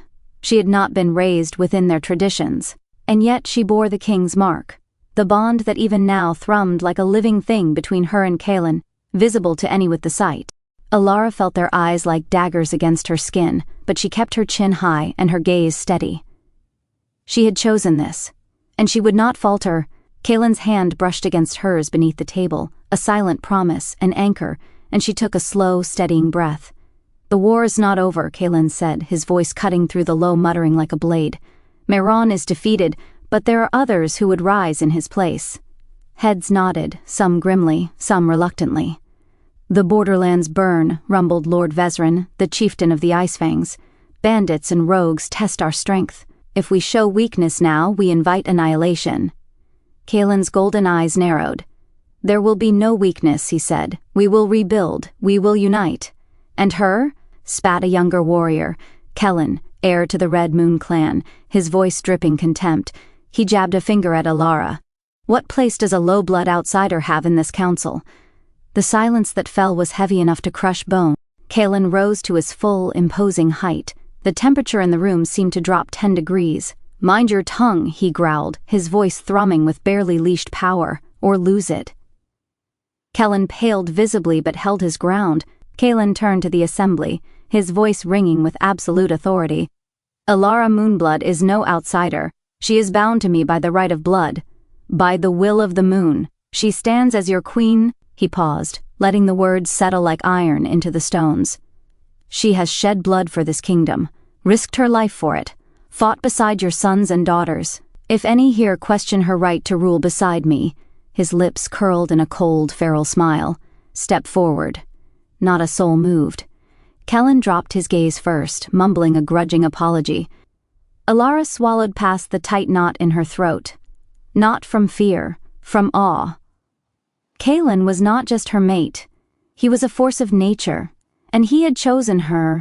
Later, after the council adjourned with grumbled oaths of loyalty and carefully worded promises, Elara found herself in the king's solar, pacing restlessly in front of the roaring fire. Kaelen watched her from the doorway, his arms crossed loosely over his chest, a faint smile tugging at the corner of his mouth. "You face them better than many born to it," he said finally. She shot him a wry look. "My knees are still shaking." He crossed the room in 3 long strides, catching her hands in his. "I would have crushed them for you," he said quietly, seriously. "One word, Elara." "I know," she whispered, squeezing his hands. "But I needed to stand on my own."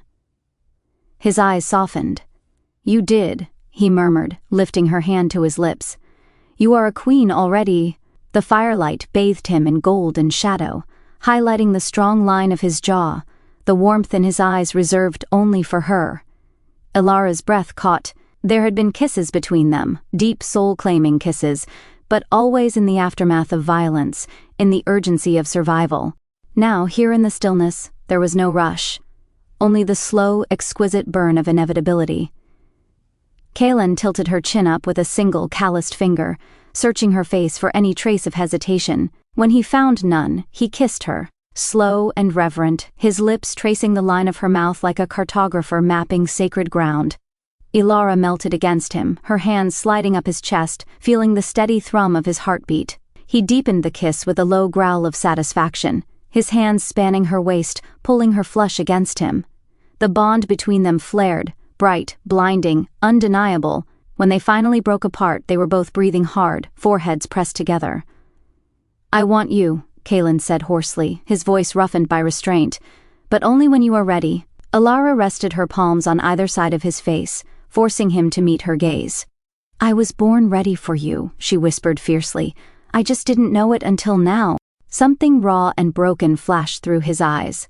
A man who had waited too long, hoped too little.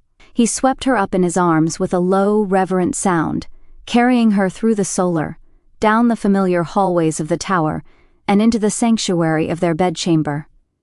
The room was dim, lit only by the embers of the hearth. Kaelen set her down as if she were the most precious thing in the world. They undressed each other slowly, deliberately, shedding not just clothing but fear, pain, loneliness. Every kiss was a promise, every touch a declaration. When Kaelen finally laid her down among the furs, he worshipped her with his hands, his mouth, his soul. And Elara, gods, she gave herself over completely, trusting, unbroken, whole. Their bond flared with each breath, each whispered name, each shuddering gasp. When they finally joined, it was like the final piece of a puzzle sliding into place. Right. Inevitable. Eternal. Kaelen held her afterward, cradling her against his chest as though even in sleep he feared losing her. And Elara, tangled in his arms, knew with absolute certainty she was no longer a piece of someone else's story. She was home. But peace, like winter, never lasted long in the Lycan kingdom. Far to the east, beyond the crumbling borderlands, a new darkness stirred. A power older and far more dangerous than Meron. Watching, waiting. And soon it would come for them both. Chapter 12. Whispers of Prophecy. The castle seemed to breathe with new life in the days that followed. Repairs were underway, fresh timber from the forests, stones hauled up from the quarries, new banners stitched with Kaelen's crest rising high on the battlements. The wounded healed, the dead were honored. Spring stirred faintly beneath winter's dying breath, though it was still only a whisper on the wind. Elara moved through it all like a woman reborn. Gone was the outsider with haunted eyes and hesitant steps. Here now was the Luna of the Lycans, Kaelen's queen, the living bond that anchored not just him, but the kingdom itself. Still, unease gnawed at her. Not from the court, not from the people, but from something older, something deeper, that tugged at the edges of her mind like the distant pull of a rising tide. The dreams had started 2 nights after she and Kaelen had fully mated. Dreams of a great forest, its trees so tall their branches tangled with the stars. Dreams of a wolf cloaked in black fire. Dreams of a throne not built of stone or wood, but living roots and blood. She woke each time with her heart hammering, her skin slick with cold sweat. And each time Kaelen was there, his arms wrapping around her, holding her until the tremors passed. But she hadn't told him what she saw. Not yet. Because deep down, Elara knew, these were not just dreams, they were prophecies, and the kingdom's survival might depend on what she chose to do next. It was late afternoon when the call went out across the castle. The king summoned all high-ranking wolves to the central courtyard. Elara dressed quickly, donning a cloak of thick, snowy wolf fur, clasped at her throat with a simple silver brooch. She wove her hair into a long braid down her back and pulled on riding boots, sensing instinctively that whatever Kaelen had planned, it would not be conducted within the safety of the castle walls. When she arrived at the courtyard, the scene that greeted her sent a thrill through her chest. Hundreds of wolves stood assembled in disciplined ranks, warriors in steel and leather, scouts wrapped in furs, even younglings barely shifted from their first full moons. Kaelen stood on the raised platform at the head of the gathering, resplendent in his black and silver armor, his golden hair loose about his shoulders like a mane of fire. When he caught sight of Elara, something shifted in his stance. His expression, already fierce, softened. He held out a hand. Without hesitation, she crossed the space between them, placing her hand firmly in his. The wolves bowed their heads in unison at the sight, a gesture of respect that had not been granted to any queen in over a generation. Kaelen's voice rang out, strong and sure. "We are no longer a broken kingdom," he declared. "We are reborn. And as we rise, so too do our enemies." Murmurs rippled through the ranks. Kaelen lifted his chin, his golden eyes flashing. "I will not wait for them to strike. We will find them. We will hunt them." A roar of approval rose from the assembled wolves, the sound shaking snow from the stone arches. Elara's heart thundered in time with it, though a sliver of unease threaded through her excitement. Because in the crowd, standing just at the edge of her vision, she glimpsed a figure cloaked in shadows, tall, cloaked in tattered robes that seemed to bleed into the air. And where the figure should have had a face, there was only a void. She blinked. Gone. But the feeling it left behind remained, a chilling certainty. Something ancient had awakened. That night, as Kaelen pored over maps and dispatches in the war room, Elara slipped inside silently, a tray of food balanced in her hands. He looked up with a tired smile. "You're a goddess," he said hoarsely. "You're a stubborn fool," she retorted fondly, setting the tray down and moving behind him to knead his shoulders. He groaned low in his throat, his head tipping forward. "Harder," he muttered. She laughed softly and obliged, her fingers digging into the tense knots beneath his skin. "You don't have to do everything yourself, you know," she murmured. "You have generals, advisors. I trust them with my armies," he said. "Not with your safety." The words slipped out before he could stop them, raw and fierce. Elara's hands stilled. Slowly, she walked around to face him, lifting his chin with 2 fingers until their eyes locked. "You are not alone anymore, Kaelen," she said softly. "You never will be again." Something cracked in his gaze then, a vulnerability he had shown only to her. He stood in one fluid movement, catching her up against him. Their kiss was hungry, desperate, the bond between them flaring hot and wild.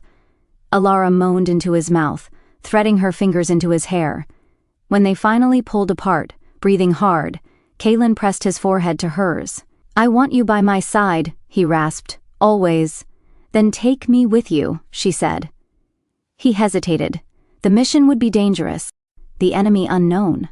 But Kaelen had never once treated her as fragile, and he would not start now. He cupped her face in both hands, his thumbs brushing her cheeks. "Pack your things," he whispered against her lips. "We ride at first light, later," tangled together in their bed. Kaelen traced idle patterns across the bare skin of her back, his touch feather-light.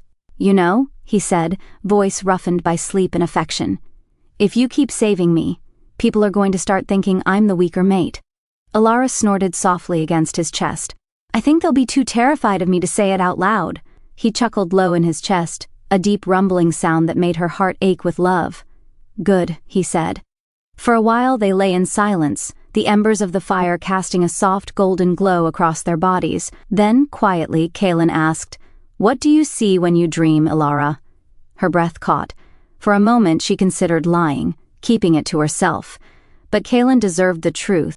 "I see a forest," she whispered, "and a wolf made of black fire." She felt him go still beneath her. "And a throne," she continued, "made of roots and blood. But it's not a dream, Kaelen. It's a warning." He shifted, turning so he could look into her eyes. "A warning of what?" Elara shook her head. "I don't know," she admitted, "but I think we're going to find out." Kaelen held her tightly against him, his expression dark and protective. "Then whatever comes," he vowed, voice like steel wrapped in velvet, "we face it together. Together. Always." And as the wind howled outside the stone walls, carrying with it the scent of ancient forests and forgotten gods, Elara knew, the true battle had not yet begun. But neither had their love story ended. Not by a long shot. Chapter 13. Beneath the blood moon. The ride into the wildwood was grueling. Snowmelt turned the narrow trails into mud-slick ribbons, and the thick canopy overhead blocked out much of the pale daylight. Even the wolves of the guard, seasoned warriors hardened by years of border skirmishes, shifted nervously as the trees closed in around them. There were stories about these woods, stories whispered by firelight about spirits that fed on fear, about ancient gods who had once walked here in flesh and blood. Elara felt it too, the charged hum in the air, the invisible eyes that watched from the shadows. But with Kaelen riding at her side, she feared nothing. His presence was a constant thrumming force, a wall of strength she could lean into without hesitation. They spoke little as they traveled, their communication wordless, a glance, a nod, a brief touch of fingers when paths narrowed. When they finally made camp, it was beneath a great weeping ash, its long silvered branches swaying without wind. The guards set a perimeter while Kaelen and Elara pitched a small private shelter near the fire. Night fell quickly in the wildwood. The stars blinked into existence one by one, and the moon, massive and red as blood, rose over the jagged tree line, the blood moon, an omen of endings and beginnings. Elara sat by the fire, rubbing her arms against the growing chill. Kaelen approached from the edge of the clearing, his armor stripped away, his tunic loose and unlaced at the throat. In the firelight, he looked less like a king and more like the primal wild creature that he truly was. Something ancient and raw stirred between them. Neither spoke as Kaelen crouched beside her, lifting a furred cloak from the ground and wrapping it around her shoulders, but when his hands lingered, rough palms brushing against the sensitive skin of her collarbone, Elara shivered. Not from the cold, from the overwhelming awareness of him. Slowly, Kaelen tilted her chin up, searching her eyes. The fire crackled between them, the only sound. "Elara," he rasped, his voice a low, hungry growl. "If you tell me to stop, I will." Her heart pounded so loudly she was sure he could hear it. "I would never ask you to stop," she whispered. For a moment, he simply looked at her, drinking her in, as if memorizing every freckle, every scar, every breath. Then, carefully, as though she might shatter, he lowered his mouth to hers. The kiss was slow, languid, devastating, a claiming, a surrender. Her hands fisted in his tunic, pulling him closer until there was no space left between them. Kaelen lifted her easily, carrying her into the shelter they had built, little more than a tent of heavy canvas and furs. But it might as well have been a temple. Because here, under the eye of the blood moon, they would complete what fate had begun. Inside, the world narrowed to the heat of their bodies and the ragged sound of their breathing. Kaelen laid her down gently atop the piled furs, hovering over her with a look of awe and hunger, and something almost like fear. "You are everything," he said hoarsely, his voice breaking on the words. Elara reached up, her fingers threading through the wild mess of his hair. "And you are mine," she breathed. Something inside him broke. With a groan, he claimed her mouth again, his hands roaming her body with reverence and aching need. He peeled away the layers between them, cloak, tunic, boots, until she lay bared beneath him, moonlight painting silver along the curves of her skin. Kaelen knelt back for a moment, drinking in the sight of her. "Beautiful," he whispered, as if in prayer. Then he joined her, his body hard and hot against hers, every inch of him burning with restraint. Their first time was not rushed. Kaelen took his time learning every inch of her. The places where she gasped, where she arched against him, where she whispered his name like a plea.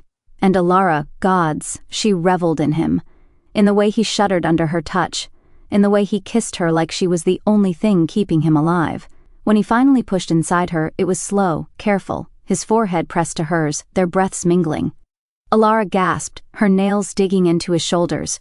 Kaelen stilled, his body trembling with the effort it took not to lose himself. "Are you?" he began, his voice raw. "Please," she whispered, wrapping her legs around his hips. "Kaelen, please."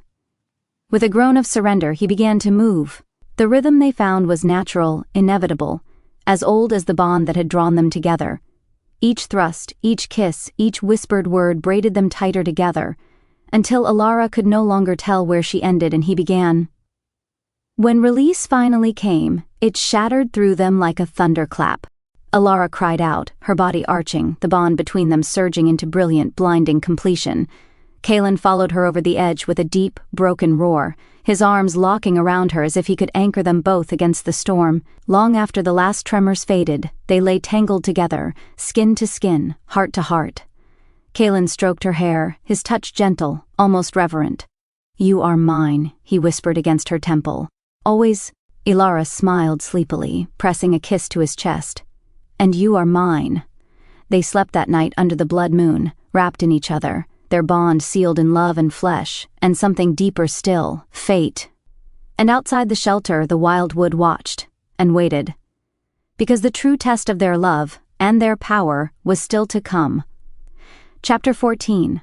The heart of the wildwood the morning after their joining dawned muted and gray, as if the forest itself held its breath. Elara stirred first, blinking against the soft gloom inside their shelter. Kaelen's arm was still draped possessively around her waist, his face relaxed in rare, unguarded sleep. For a long moment she simply watched him. The lines of worry and leadership that always furrowed his brow were smoothed away now, leaving him almost boyish, vulnerable. She reached out and traced the line of his jaw with a feather-light touch, memorizing the roughness of his stubble, the faint scar just beneath his ear, a reminder that even kings bled. Kaelen stirred under her touch, his golden eyes blinked open, immediately finding hers, and God's, the way they softened, pure molten affection, made her heart stumble. "Good morning, my queen," he rasped, voice thick with sleep. "Good morning, my king," she whispered back. He smiled then, lazy and devastating, before dragging her closer and burying his face against her neck. For a moment, there was nothing but the warmth of their bodies and the quiet pulse of the bond that tethered them soul to soul. But reality intruded soon enough. The faint clang of armor, the low murmur of the guards, the distant call of a raven, each reminder that their journey into the wildwood was far from over. Kaelen pressed a final kiss to her throat before pulling away with a reluctant sigh. "We should move," he said, voice roughened with regret. "The wildwood doesn't tolerate trespassers for long." Elara sat up, wrapping herself in the heavy cloak he handed her. "I know," she said softly. "I can feel it." Something in the air had shifted during the night. A tension, a prickling across her skin, as if unseen forces had begun to stir in response to their presence. And when she stepped out into the clearing, the sight that greeted her made her blood run cold. The forest had changed. Overnight, the trees had twisted closer, their branches knitting into a dark, thorny canopy that blocked out even the weak sunlight. A narrow path had appeared where none had been before, winding deep into the heart of the woods. It was not natural. Elara could feel it. Whatever force ruled here, it had carved this path specifically for them, a summons, or a trap. Kaelen came to stand beside her, his hand brushing hers in a silent offer of comfort. She curled her fingers into his without hesitation. "We ride," he said grimly to the assembled wolves. "No one lags behind. Stay close to Elara and me. If you hear whispers, ignore them." The guards nodded, their faces pale but resolute. Elara mounted her mare, a sturdy gray called Vespera, and followed Kaelen down the newly formed trail. The deeper they rode, the stranger the woods became. Trees with trunks as wide as cottages loomed overhead, their bark slick and black as obsidian. Roots like giant serpents writhed across the ground, forcing them to weave and dodge constantly. And always, just at the edge of hearing, came the whispers, soft, insistent, calling them by name. "Elara, Kaelen, come to us." The guards shifted uneasily, growls rumbling low in their throats. Elara gritted her teeth against the pull of the voices, focusing only on the steady rhythm of Vespera's hooves and the solid, grounding presence of Kaelen ahead of her. Hours passed, or maybe only minutes. Time seemed to lose meaning in the wildwood. And then, without warning, the trees parted into a vast clearing. At its center stood a single colossal tree, so ancient its bark had split into deep, gaping scars. Its branches were bare save for one thing. Hanging from the highest bough was a crown made not of gold or jewels, but of living thorns and dripping blood. Kaelen reined in sharply, his jaw tightening. "This is it," he said quietly. "This is what we were meant to find."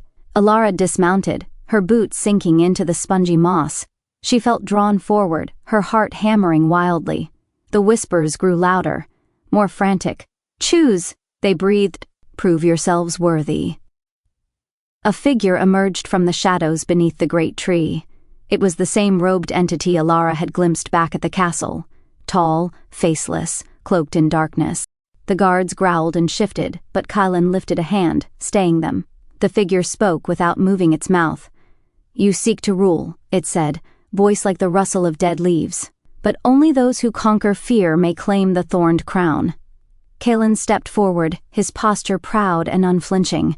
"I fear nothing," he said. The figure tilted its head. "Then prove it." Without warning, the ground beneath them split open. Kaelen and Elara were sucked into darkness, their screams swallowed by the void.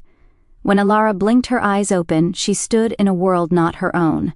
The sky was a sickly shade of green, the trees burned with silent flame, and in the distance she saw the castle, Kaelen's castle, in ruins, smoke curling from shattered towers.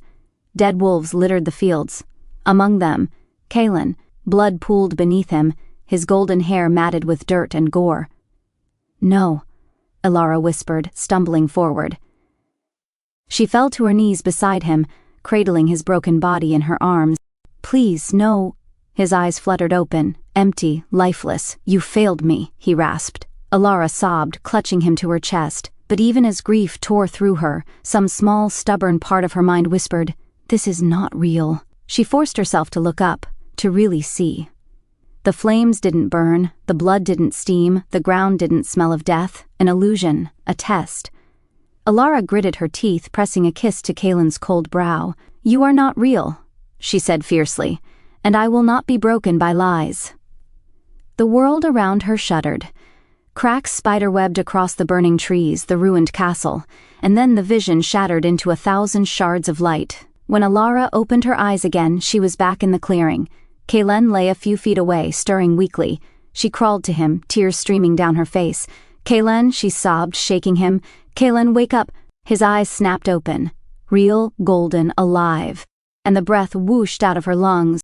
"Elara," he gasped, pulling her into his arms. They clung to each other desperately as the crowned tree above them shimmered and began to change. The crown of thorns lifted itself from the branch and drifted down, hovering before them. The robed figure's voice rang out once more. "You have conquered fear. You have conquered death. You are worthy." Kaelen reached out, his hand steady. Together, he and Elara touched the crown. Light exploded outward in a blinding wave, washing over the clearing, the forest, the sky itself. And when it cleared, the wildwood was no longer hostile. The trees stood tall and proud, the path home was clear, and on Kaelen's brow, where the crown had touched him, a faint silver mark now gleamed, the symbol of a king truly chosen by both blood and fate. They rode home in triumph, the guard howling their joy to the skies. At the gates, the people fell to their knees, hailing them not just as rulers, but as legends. Kaelen lifted Elara into his arms before the whole kingdom and kissed her. Slow, deep, reverent. A kiss of victory, a kiss of forever, and in that moment Elara knew, no matter what battles still lay ahead, no matter what darkness still stirred in the corners of the world, they would face it together, bound by love, crowned by fate, and unstoppable. Chapter 15, Shadows of the Past. The days that followed their triumph in the wildwood passed in a blur of celebration and preparation. The kingdom buzzed with excitement. Messengers on swift horses carried news to the farthest villages. Banners bearing Kaelen's sigil, a silver wolf against a blood-red field, were unfurled from every tower, and always, beside Kaelen, walked Elara. No longer the quiet, uncertain stranger she had once been. Now, she was the king's chosen mate, crowned not only by love but by the will of the ancient forces that ruled their world. In the hearts of the people, she had become their queen even before the formal coronation. But beneath the golden sheen of celebration, tension brewed. Kaelen could feel it in the stiffness of his captains, in the murmured conversations that ceased when he entered a room, and at night, when he lay tangled with Elara in the great carved bed of the royal chambers, his wolf remained restless, waiting. Watching, because power never went unchallenged, and the old enemies of the crown would not sit idle while a new dynasty rose. Elara stood before the tall glass mirrors of the royal solar, swathed in silks and brocades as the palace seamstresses fussed around her. "Stand still, my lady," tutted Mistress Grella, her silver hair coiled into a stern knot. "We must be sure the gown fits perfectly for the ceremony." Elara stifled a laugh as another attendant pinned a long train of crimson velvet to her shoulders. She hardly recognized herself. The gown was magnificent, embroidered with tiny silver threads in the shape of intertwining wolves. The bodice fitted so perfectly it seemed like a second skin. A delicate circlet of woven platinum already rested on her brow, a placeholder, until the true coronation crown was placed there. Kaelen watched from the doorway, arms crossed, a crooked smile playing on his lips. "You look like a goddess," he said, voice low and reverent. Elara flushed. "And you look like a man who's supposed to be preparing for his own ceremony," she teased. Kaelen crossed the room in 2 strides, dismissing the attendants with a flick of his fingers. They fled, murmuring and bowing, leaving the 2 of them alone. Kaelen caught her hands and brought them to his lips. "I would rather spend every moment with you," he said, brushing kisses against her knuckles. Her heart melted. It amazed her still, how a man so fierce, so commanding, could be so gentle with her. "You'll have me," she whispered, "after we're crowned." He pulled her close, resting his forehead against hers. "I already have you." Their moment was broken by a sharp knock at the door. Kaelen growled low in his throat, clearly tempted to ignore it, but duty called. "Enter," he barked. A young page stumbled inside, wide-eyed and breathless. "Sire, my lady, there's a visitor. At the gates. He demands audience with the Queen." Kaelen stiffened. "The Queen?" he repeated dangerously. The page nodded, swallowing hard. He claims he knows her, from before." Elara's stomach dropped. A strange chill ran through her veins. Before? But she had no family, no old friends, no past to speak of, save the few memories she had clung to like scraps of driftwood after the wreckage of her old life. Kaelen sensed her tension immediately. His eyes darkened, his body angling protectively in front of hers. "Who is he?" Elara asked, her voice steady despite the sudden storm inside her. The page hesitated. He said, "His name is Corvin." The name meant nothing, and yet it filled her with inexplicable dread. Kaelen turned to her, cupping her face. "You don't have to see him," he said fiercely. "You owe the past nothing. You owe yourself peace." Elara touched his wrist, grounding herself in his warmth. "I want to see him," she said quietly, if only to put the past to rest. Kaelen's jaw ticked, but he nodded. "Very well, but you will not face him alone." The great courtyard was filled with curious onlookers when they emerged. Guards lined the perimeter, their hands on the hilts of their swords, and at the center, flanked by a pair of grim-faced sentries, stood the stranger. Corvin. He was tall, lean, wrapped in a long black cloak that fluttered in the brisk wind. His hair was a messy fall of midnight strands, his face angular and sharp like a blade honed too long. But it was his eyes that caught Elara, cold, silver, empty, the eyes of a man who had seen too much, and survived things that should have broken him. As Elara and Kaelen approached, Corvin's gaze locked onto hers. A smile, thin and cutting, curled his mouth. "You have not changed, little wolf," he said. Kaelen's growl was immediate, low and deadly. "You will address her as my queen," he said, voice like stone. Corvin laughed softly, the sound bitter as ash. "Queen," he mused. "Yes. How fitting." He turned his full attention to Elara. "Do you remember me, Elara?" She shook her head, her heart thundering painfully. "No," she said truthfully, "I don't." "Of course you don't," he said. "They made sure of that." Confusion churned inside her. "What do you mean?" Corvin's smile vanished. "You were stolen," he said, voice sharp as broken glass. "Taken from your blood, from your power, from me." A ripple of shock went through the watching crowd. Kaelen stiffened beside her, every muscle coiled for violence. "I don't know what lies you mean to spread," he snarled. "But you will not unsettle her. Not here." Corvin's eyes glittered. "Ask her yourself," he said. "Ask her why she bears the mark of the lost bloodlines. Ask her why no other magic touches her save the old kind." Elara gasped. The mark, the strange resilience she had always carried, the way the wildwood had bent to her will. Corvin stepped forward, but the guards barred his way with crossed spears. "I have no wish to fight you, Lycan King," he said coolly. "But know this, the past is not done with her, and when it comes, neither love nor crowns will save you." He turned on his heel and stalked away, the crowd parting before him like mist. Elara stood frozen, her hand gripping Kaelen's. "What did he mean?" she whispered. Kaelen drew her close, his mouth at her ear. "Whatever he meant," he said fiercely, "we face it together, together, But even as she leaned into him, Elara could not shake the feeling that a door had opened, and something ancient and dangerous was stepping through. Chapter 16. The blood that binds. The day after Corvin's arrival dawned bleak and unsettled.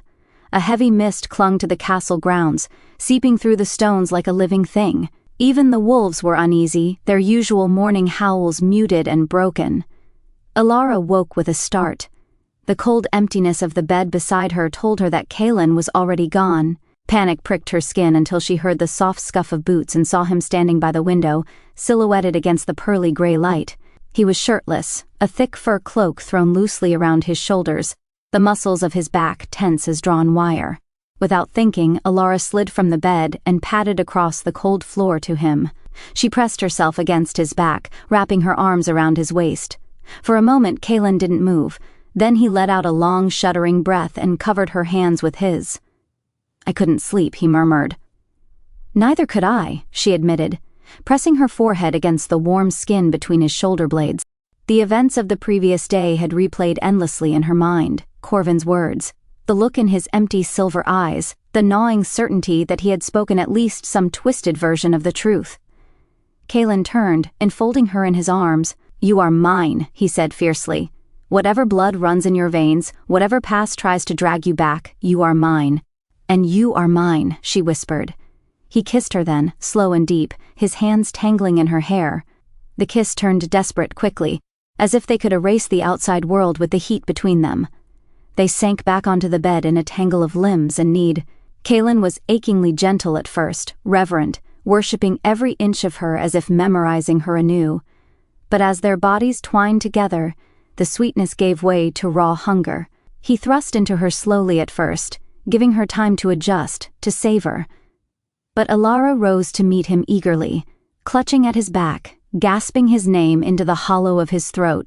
They moved together in a rhythm older than words, older than fear. When they found release, it was shattering, earth-moving, a firestorm that left Elara trembling and clinging to him, her heart thundering against his. Kaelen collapsed beside her, gathering her close. They lay in silence, the bond between them pulsing bright and sure. For the first time in days, Elara allowed herself to believe that maybe, just maybe, they could weather whatever storm was coming. Later, as the castle stirred to life around them, Elara dressed in a simple riding gown and made her way to the gardens. She needed air, space, time to think. The royal gardens were vast, a labyrinth of ancient hedges and marble statues, but today Elara barely noticed the paths. Her mind churned. Who was she? What power slept within her veins? And what did it mean for Kaelen, for their people, if she was more than what she seemed? Lost in thought, she wandered to the heart of the gardens, where a huge ancient oak stretched its twisted limbs toward the sky. It was said the tree was older than the castle itself, a relic of a time when magic still ruled the land. Elara sat beneath it, her hand pressed to the gnarled roots, and that was when she felt it. A stirring, a pulse deep within her, answering the slow heartbeat of the earth. Her skin prickled, the silver mark at the base of her spine, one Kaelen had kissed so many times, flared with sudden heat. The ground beneath her shivered.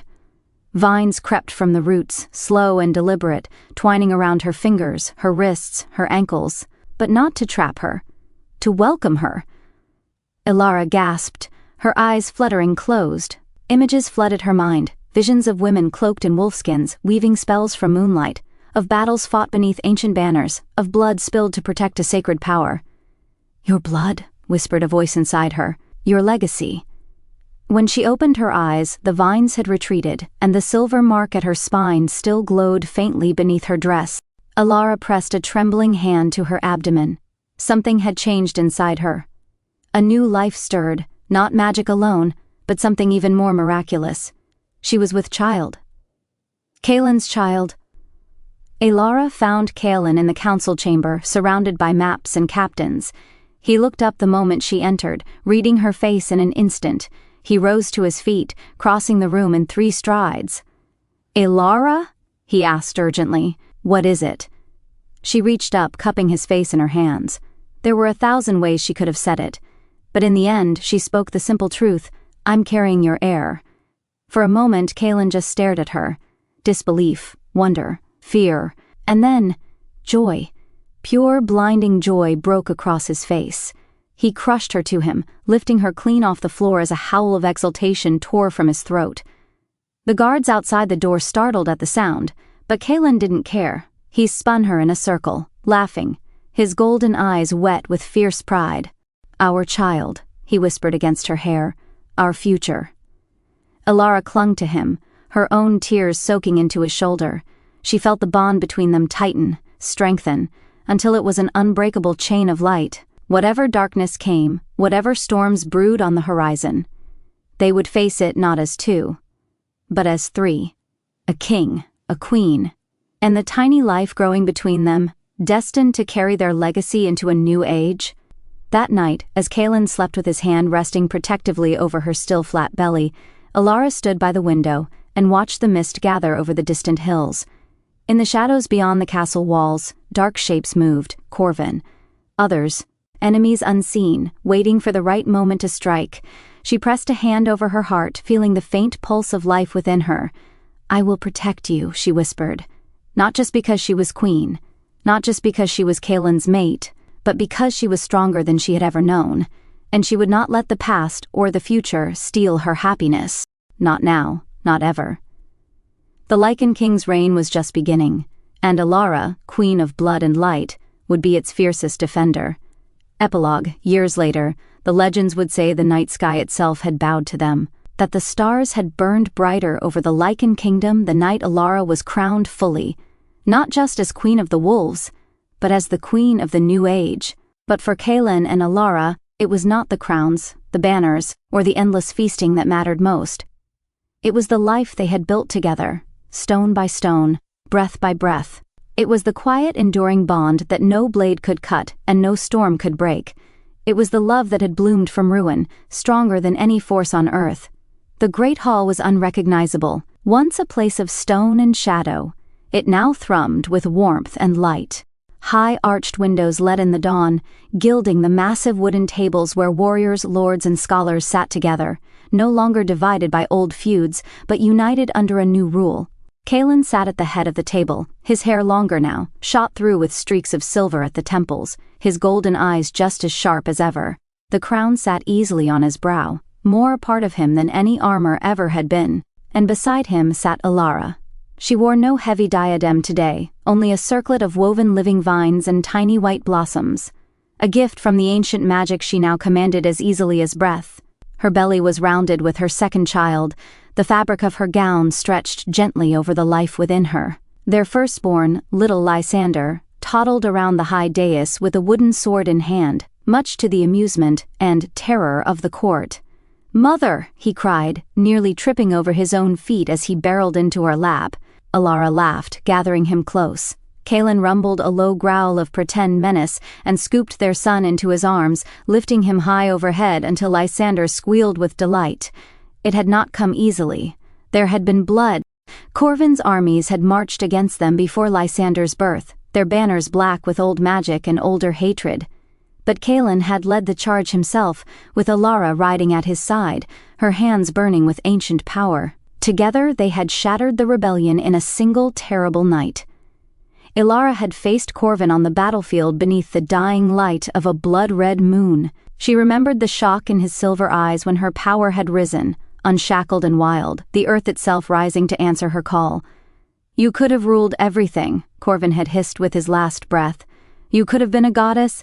"I never wanted to rule," she had said, standing over him with the world trembling at her feet. "I only ever wanted freedom. And love." He had died with confusion written across his face. Hey everyone, thanks for watching. If you loved it, kindly comment below. Don't forget to like, subscribe, and hit that bell icon for more amazing content. Drop a comment with your favorite moment, and I'll see you in the next one.